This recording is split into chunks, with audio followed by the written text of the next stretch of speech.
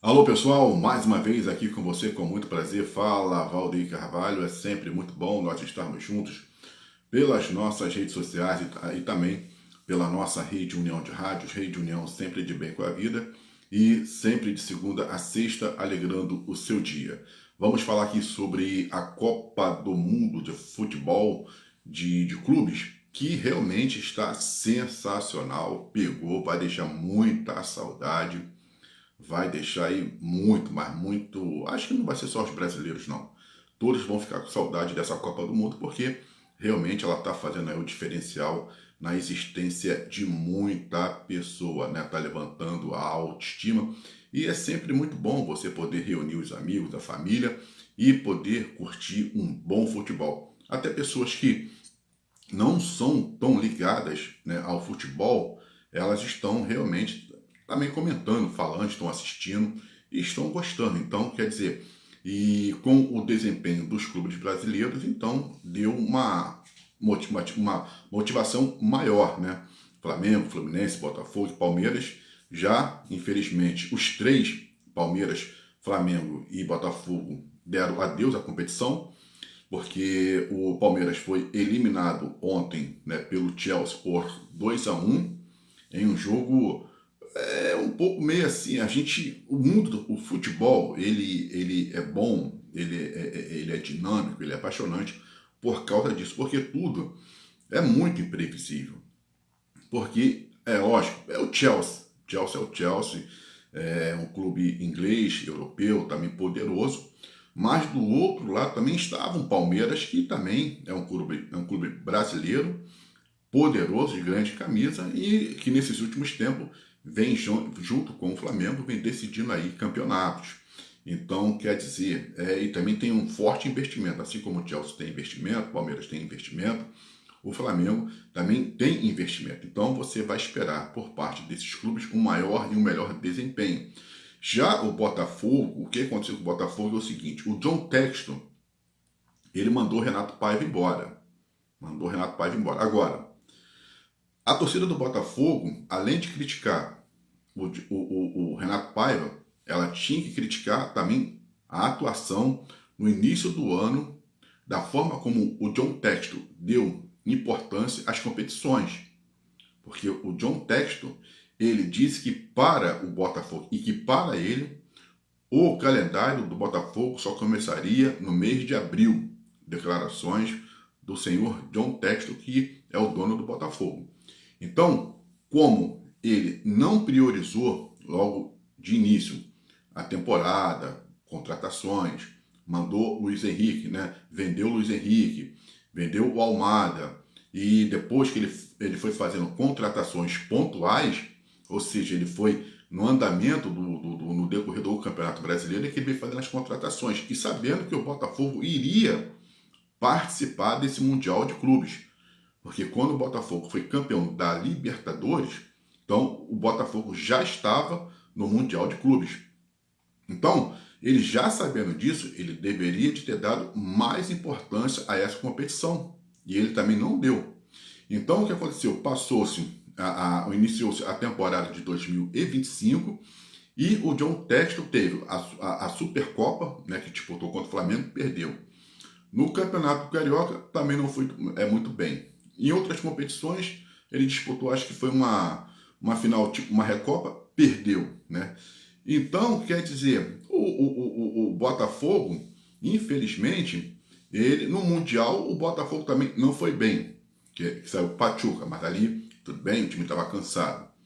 Mas quando se começou a temporada de 2025, ele já deveria de estar fazendo as contratações, e não fez. Aí falou que o campeonato começaria para o Botafogo em abril, com o início do Campeonato Brasileiro.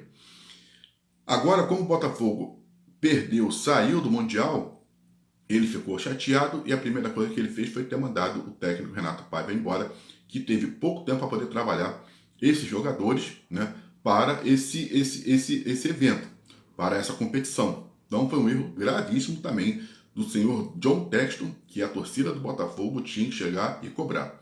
Bom, com relação ao Flamengo, também é um timaço, fez lá, né, as suas contratações, mas aí acabou pegando um Bayern de Munique e acabou sendo eliminado da forma como foi.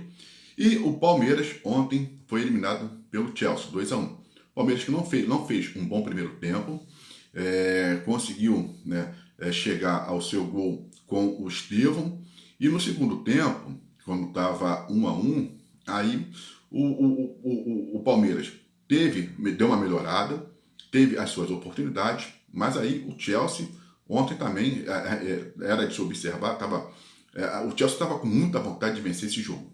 E foi o que a gente falou. Ele perdeu para o Flamengo e não iria querer perder, poxa, para mais um time brasileiro, né, um sul-americano.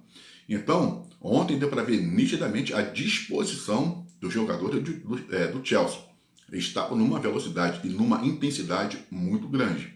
Então, foi um jogo difícil. E aí, o Palmeiras, infelizmente, no lance, né, que não deveria de acontecer com esse excelente jogador que é o Richardson Rio, porque ele é muito bom jogador, esse menino. E o que acontece? Aí vem, né, uma jogada pela lateral esquerda, num chute, a bola acaba batendo no Richardson, e aí o que acontece? Ele acaba, né, a bola bate e vai para o gol. E aí, infelizmente, é um gol contra, por parte desse excelente jogador. Ele não teve nenhuma intenção, bateu, infelizmente, acabou prejudicando o goleiro do Palmeiras. E com isso, né, já estava ali praticamente no finalzinho do segundo tempo e o Palmeiras não teve força para reagir. E infelizmente, aquela semifinal que a gente poderia ter com 2 brasileiros e aí um brasileiro já estaria garantido na final, então com a eliminação do Palmeiras nós não tivemos, né, chance de ter essa semifinal. Então o que aconteceu? E aí, infelizmente agora, né, ou felizmente, também não sei, mas o Fluminense vai fazer a final com o Chelsea. Dá para chegar e arriscar, né, como a gente fez com o jogo do Fluminense e do Al Hilal? Não, não dá. Por causa de que não dá? Porque o jogo com o Chelsea é muito mais difícil. Se o Fluminense tivesse pego o Manchester City, mesmo o Manchester City sendo uma baba, de repente, né? Porque o Manchester City também não está sendo aquele Manchester City, não é aquele Manchester City do Mundial de Clubes de 2023, não é. E de repente o Fluminense até poderia ganhar do Manchester City, mas lógico que ele seria um pouco muito mais difícil do que o Al Hilal. O Al Hilal, que ao se classificar para a quarta de final, ganhou uma premiação, né? Saiu das oitavas, foi para as quartas de final ao vencer o Manchester City, então eles tiveram uma premiação. E isso, lógico que é um fator muito motivacional para qualquer jogador, para qualquer trabalhador. Mas não foi o suficiente para poder vencer o Fluminense, que realmente, vamos falar, eu estou achando, né, a gente vai analisando, começa a observar o histórico do time na competição, né, desde o primeiro jogo do Fluminense contra o Borussia Dortmund, então, e a sua passagem por outros clubes, até ele chegar na semifinal e da forma como ele venceu o Al Hilal, então você começa a pensar. E com a eliminação do Palmeiras, você começa a pensar, o Fluminense realmente está com pinta de campeão. Você começa a observar essas coisas, como elas vão acontecendo, como parece que a sorte aliada à competência está do lado do clube, então, quer dizer, você fala, o Fluminense está com pinta de campeão, pode ser campeão disso aí. Então a torcida do Fluminense, ela pode chegar e ela pode também começar a sonhar, porque o Fluminense está com toda a pinta de campeão, ele está com tudo. Olha que o Al Hilal, quando chegou nos momentos finais, apertou, mas apertou o Fluminense, né, e foram vários escanteios seguidos, defesas também do goleiro Fábio. Então o que acontece? Isso é pinta de campeão, porque houve ali realmente uma blitz do Al Hilal em cima do Fluminense e ele conseguiu chegar e vencer o jogo. Passou e passou com muita tranquilidade, assim, não tranquilidade, mas passou pela sua competência. Outra coisa também é o desempenho do técnico Renato Gaúcho à frente do time.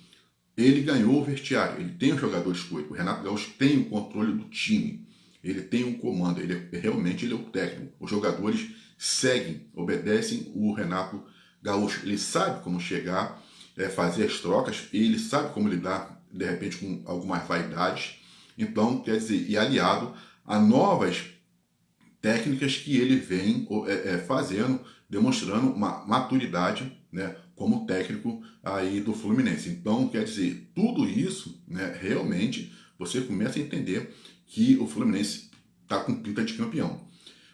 Na declaração dada pelo Renato Gaúcho na entrevista coletiva, ele falou que o Fluminense era o patinho feio da competição, e aí nós temos até que parabenizar a Globo, porque a Globo ela é muito fantástica nessas situações de envolver reportagem, cobertura. Ela não tem ninguém aqui no Brasil, em termos de emissora de televisão, chega aos pés da Rede Globo. Então, quando ela vai fazer ali, acaba o jogo do Palmeiras e entra o Central da Copa, então ela faz uma sátira em cima da fala do Renato Gaúcho, onde ele fala que o Fluminense é o patinho feio da competição. Então, se abre um livro, conta-se a história do patinho feio, sensacional. E ali você vê, né, naquele livro, os patinhos, aí os patinhos amarelos e o patinho feio, que seria o Fluminense, com a camisa do Fluminense, sensacional. E conta-se a história do patinho feio e como que depois ele acabou se tornando um patinho bonito, né? E também tá com relação ao Fluminense, é o patinho feio. Aí, mas esse patinho tá com tudo para se tornar um patinho bonito, por causa que pode sair de lá campeão. E tem todas as chances? Tem todas as chances. O jogo contra o Chelsea vai marcar de fato, é uma decisão mesmo, né? Porque o Chelsea também, lógico, ele vai vir com tudo para cima do Fluminense. Mas o Fluminense é uma grande equipe, tem grandes jogadores. O John Arias, que está desequilibrando, está jogando muito, né, o colombiano, tem feito a diferença. Então, o Fluminense tem tudo. Se não cansar, né, rapidamente, que de repente nós temos que ver como que o Chelsea vai tentar propor o jogo, se vai entregar a bola para o Fluminense cansar rápido. Então, o que acontece? Tudo vai dentro de uma estratégia. Mas se o Fluminense tiver também uma estratégia, então pode vencer esse jogo. Aí vai ser fácil? Não. Muito mais difícil do que o Al Hilal? Aí não tem a menor dúvida. Muito mais difícil. Assim como se o Fluminense enfrentasse o Manchester City, seria muito mais difícil. Poderia vencer? Poderia, mas seria muito mais difícil, até por causa dos históricos do Fluminense com o Manchester City naquele Mundial de 2023, onde o Fluminense foi derrotado por 4-0. Então você teria uma rivalidade ali e o Fluminense poderia querer descontar, né, aquele placar ou então vencer o jogo e desclassificar o Manchester City. Tudo isso entra ali em campo, lógico que entra, né, porque você tem um histórico com esse clube. Então, mas o Al Hilal já dava, a gente bateu o martelo. O Fluminense já está na semifinal e está realmente na semifinal, porque o Al Hilal, mesmo que ele tenha feito a pressão, mas também não tem tanta precisão assim.